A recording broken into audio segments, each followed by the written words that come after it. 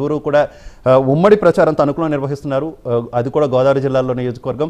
అక్కడ వారి ప్రసంగాన్ని కూడా మనం చూసాం. ఏంటి ఎక్కువగా గోదావరి జిల్లాల మీద ఫోకస్ పెట్టినట్టే కనిపిస్తుంది. అందులో మీ పార్టీ అధినేత కూడా గోదావరి జిల్లాల నుంచే పోటీ చేస్తున్నారు కదా, ఎందుకంటారు? ముందుగా మీకు ప్యానెల్లో ఉన్న పెద్దలకి వీక్షకులకి గుడ్ ఈవినింగ్ అండి. ఎక్కువ గోదావరి జిల్లాలో అంటే గోదావరి జిల్లాలో జనసేనకి పట్టు ఎక్కువ ఉంది. గత ఎన్నికల్లో కూడా ఎక్కువ ఓట్ బ్యాంకు గోదావరి జిల్లాల నుంచే వచ్చింది. స్థానిక సంస్థల్లో కూడా ఎక్కువ ఎంపీటీసీలు అంటే ఉభయ గోదావరి జిల్లాల్లో తూర్పు గోదావరిలో 169 పైగా ఎంపీటీసీలు గెలవడం జరిగింది. అలాగే జడ్పీటీసీ ఒకటి. అలాగా ఎక్కువ శాతం ఉభయ గోదావరి జిల్లాల్లోనే జనసేన ఓట్ బ్యాంకు 35% ఉంది. మిగతా ఓవరాల్ గా రాష్ట్రం అంతా 18% ఉందని చెప్పి అధ్యక్షుల వారు ఒకసారి ప్రస్తావించడం జరిగింది. రాష్ట్రంలో రాజకీయ భవిష్యత్ మారాలంటే గోదావరి జిల్లాలో ఉన్న చైతన్యమే మారుస్తుంది అనేది మొదటి నుంచి ఉన్న నానుడే. ఇక్కడ చైతన్యం మొదలైతే రాష్ట్రం అంతా వ్యాపిస్తుంది. సో ఎక్కువగా గోదావరి జిల్లాల్లో కాపు సామాజిక వర్గం ఎక్కువగా ఉండడం, వాళ్ళలో ఎక్కువ శాతం అంటే ఇప్పుడు గత ఎన్నికల్లో సపోర్ట్ చేయకపోయినప్పటికీ ఇప్పుడు స్థానిక ఎన్నికల దగ్గర నుంచి ఎక్కువ మంది సపోర్ట్ మాత్రం జనసేన వైపు ఉంది. అందుకనే ఎక్కువ స్థానాలు కూడా అక్కడ కంటెస్ట్ చేయడం జరుగుతుంది. కాబట్టి ఫోకస్ అక్కడే పెట్టారు. రెండు జిల్లాలు క్లీన్ స్వీప్ చేయాలి కూటమి అనేది టార్గెట్ గా పనిచేస్తుంది. ఈ రెండు జిల్లాలు కనుక ఎలర్ట్ అయితే అటువైపు విశాఖపట్నం, విజయనగరం, శ్రీకాకుళం, ఇటువైపు కృష్ణా, గుంటూరు, ప్రకాశం, అది నెల్లూరు వరకు కూడా కొనసాగుతుంది. ఆ రాయలసీమలో ఎటు కొంచెం జనసేన ఓట్ బ్యాంక్ కొంచెం తక్కువ, అంతంత మాత్రంగానే ఉంది. కాబట్టి సబ్జెక్టు కరెక్షన్ శివపార్వతి గారు, మీ పార్టీ అధినేత కూడా ఒకసారి అన్నట్టు విన్నాను, గోదావరి జిల్లాల నుంచి ఒక్క సీటు కూడా వైసీపీకి వెళ్ళకూడదని. ఎందుకు అంత నిక్కచ్చిగా చాలా టార్గెట్ పెట్టుకున్నారు? ఎందుకంటే అక్కడ ముఖ్యంగా కాకినాడ నుంచి ద్వారంపూడి చంద్రశేఖర్ అని ఒక తిమింగలం ఏ రకంగా ప్రజల్ని ఇబ్బంది పెడుతుంది అనేది వైసీపీ ఒక రౌడీజాన్ని బాగా తీసుకొచ్చి గోదావరి జిల్లాలో కూడా కడప రాజకీయానికి శ్రీకారం చుట్టారనమాట. ఈ వైసీపీ ప్రభుత్వం వచ్చిన తర్వాత ఎక్కువ దౌర్జన్యం ఎక్కువైపోయింది. ఎవరు మాట్లాడితే వాళ్ళ మీద అటాక్ చేయడం, కేసులు పెట్టించడం, సామాన్యులు ఎవరిని బ్రతకనిచ్చే పరిస్థితిలో లేదు. ముఖ్యంగా ద్వారంపూడి చంద్రశేఖర్ అయితే బయటకు వచ్చి డైరెక్ట్ గా సవాల్ చేసే పరిస్థితి. నేను పవన్ కళ్యాణ్ గారు ఎక్కడ నిలబడ్డా కూడా ఎన్ని కోట్లు ఖర్చు పెట్టైనా ఓడిస్తాను అని సవాళ్ళు. ఇలాగా అంటే ప్రతిపక్షాలు అనేవి లేకుండా చేయాలి. ఏకపక్షంగా మనం ఏకపక్ష నిర్ణయాలు నియంత్రిత పోవాలా, మనం ఏది చేస్తే అదే రైటు. ఇప్పుడు ఏ రకంగా పోర్టులను గనక ప్రైవేటైజేషన్ చేసి ఏ రకంగా పోర్టుల ద్వారా గంజాయి స్మగ్లింగ్ జరుగుతుందో మనం చూస్తానే ఉన్నాం. బియ్యాన్ని అక్రమంగా రవాణా చేసి పక్క దేశాలకు ఏ రకంగా పందికొక్కులాగా పడి తింటున్నారో అర్థమవుతుంది.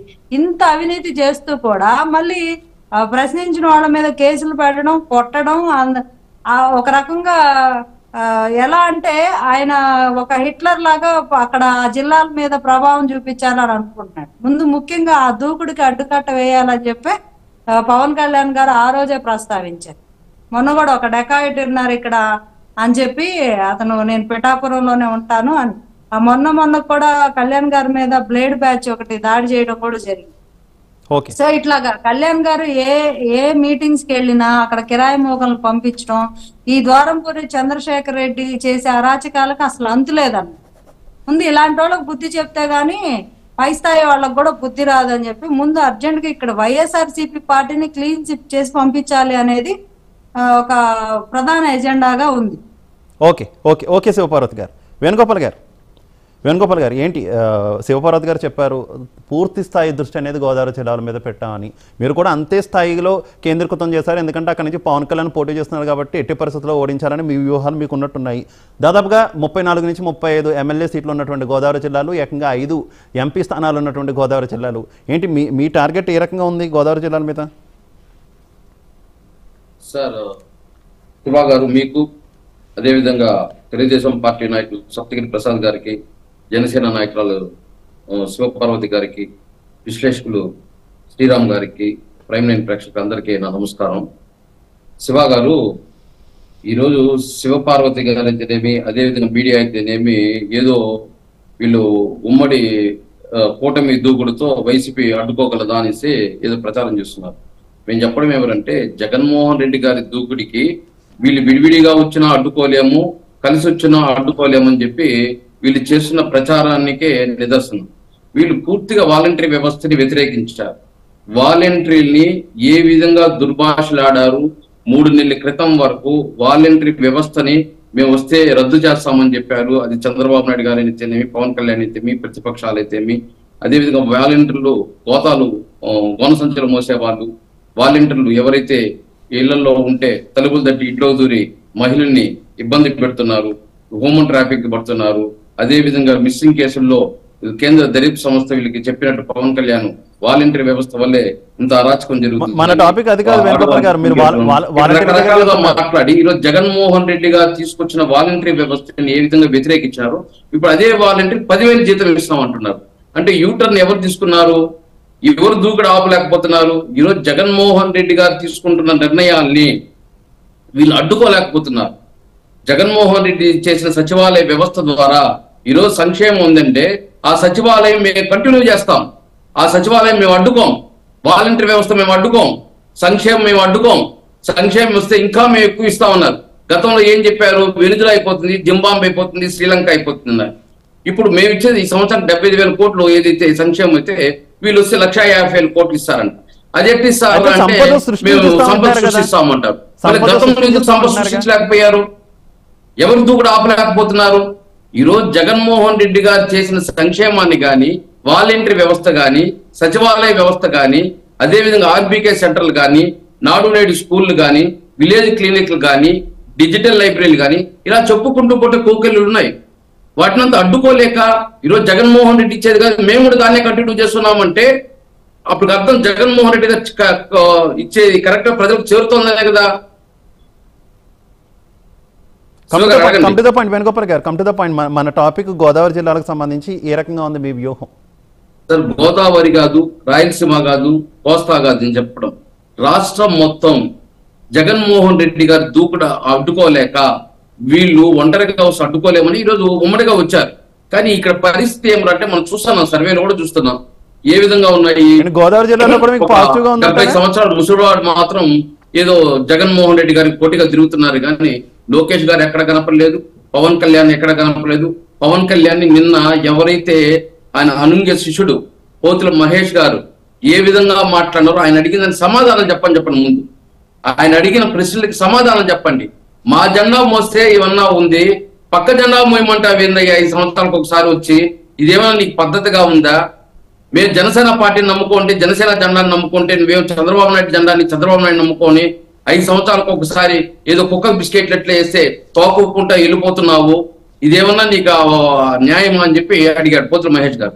ఆయన అడిగిన దానికి సమాధానం చెప్పండి. దానికి సమాధానం చెప్పలేరు. ఈరోజు జగన్మోహన్ రెడ్డి గారు మాత్రం అన్ని చేసినా 3 నెలల క్రితం వ్యతిరేకించారు. ఇప్పుడు పోతిన మహేష్ క్వశ్చన్స్ ఆన్సర్ చెప్పాలని మీరు అంటారు. షర్మిల సొంత చెల్లెలు షర్మిల అడిగే ప్రశ్నలకు జగన్మోహన్ రెడ్డి సమాధానం చెప్పడని వాళ్ళు అంటారు.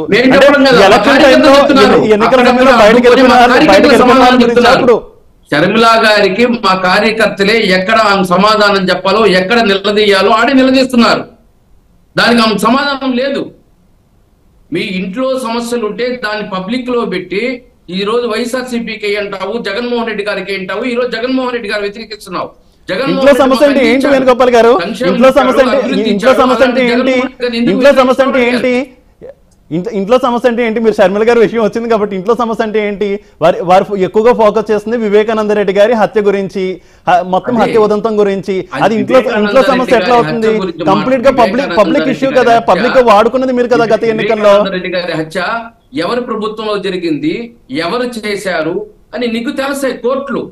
ఈ రోజు మనం ప్రజలు ఇప్పుడు ఎంపీగా నిలబడ్డాడు, ప్రజలు ఏదైతే కడప ఎంపీగా అవినాష్ రెడ్డి నిలబడ్డాడు, షర్మిలమ్మ కూడా నిలబడింది. ఒకవేళ షర్మిలమ్మ గాని గెలిస్తే ఖచ్చితంగా వాళ్ళు చెప్పిన మాటలు, వాళ్ళు ఇచ్చిన ఆరోపణలు కరెక్టే అనుకోవాలి. ఒకవేళ అవినాష్ రెడ్డి గాని గెలిస్తే షర్మిల చెప్పిన తప్పును ఒప్పుకోవాలి కదా ప్రజాక్షేత్రంలో.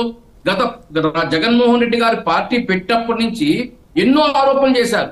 అవినీతి పరుడు అన్నారు, 1,00,000 కోట్లు దోచుకున్నాడు అన్నాడు, 11 కేసులు పెట్టారు, అన్ని చేశారు. కానీ రాష్ట్ర ప్రజలు ఎక్కడన్నా నమ్మారా? రాష్ట్ర ప్రజలు వ్యతిరేకంగా ఓటేశారా? జగన్మోహన్ రెడ్డి గారికి 45% ఇస్తే వీళ్ళు కూటమికి 46.2% ఇచ్చారు. సింగల్ గా కాదు, వీళ్ళు కూటమికి అదేవిధంగా జగన్మోహన్ రెడ్డి గారికి 51% ఇస్తే వీళ్ళకి డిపాజిట్ లేకుండా చేశాడు జగన్మోహన్ రెడ్డి గారు. మరి జగన్మోహన్ రెడ్డి గారిపైన ఆరోపిస్తున్న ప్రతిపక్షాల మాటలు రాష్ట్ర ప్రజలు ఎక్కడ నమ్మారు? ఈ రోజు కూడా అదే వివేకానంద రెడ్డి హత్య ఒక్కటి తప్ప ఇంకా ఇదన్నిట్లో యూటర్న్ తీసుకున్నారు వీళ్ళు. ఏదైతే సచివాలయ వ్యవస్థలో కానీ వాలంటీర్ల వ్యవస్థ కానీ ప్రతి దాంట్లో జగన్మోహన్ రెడ్డి గారు కరెక్ట్ గా చేసినట్టే కదా. ఇప్పుడు ఇండైరెక్ట్ వాళ్ళు మేము కూడా కంటిన్యూ చేస్తామంటే, మేము కూడా దీన్ని కొనసాగిస్తామంటే జగన్మోహన్ రెడ్డి గారు చేసింది కరెక్టే కదా, దాన్ని మేము కొనసాగిస్తామనే కదా వీళ్ళు చెప్తున్నారు. ఇంకా వీళ్ళు వచ్చి పొడసపోయేది ఏముంది? Right right right Vivekananda Reddy okay Venugopal గారు ఓకే మనతో పాటు జాయిన్ అయ్యారు తెలుగుదేశం పార్టీ నాయకులు సప్తగిరి